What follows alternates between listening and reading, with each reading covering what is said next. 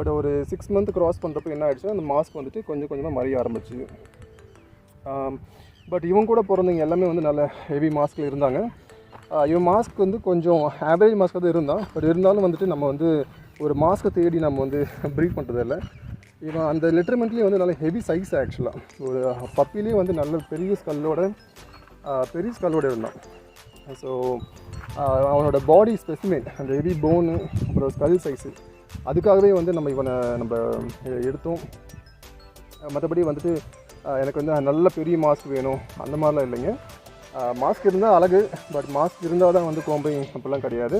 But இவனோட அப்பா அம்மா 2 பேரும் வந்து நல்ல மாஸ்கோடு இருக்கிறதுனால இவன் சிப்ளிங்கும் ஆக்சுவலாக நல்ல மாஸ்கோடு இருப்பாங்க. ஸோ அதனால் வந்துட்டு இவங்ககிட்டருந்து வர்றப்போ நல்ல மாஸ்க் மக்கள் எதிர்பார்க்குற மாதிரியே வந்து நல்ல மாஸ்கோட குட்டிகள் இறங்கும் அப்படின்னு நம்பலாம். அதே மாதிரி வந்து நல்ல மாஸ்கோடு இருக்கிற ஃபீமேல்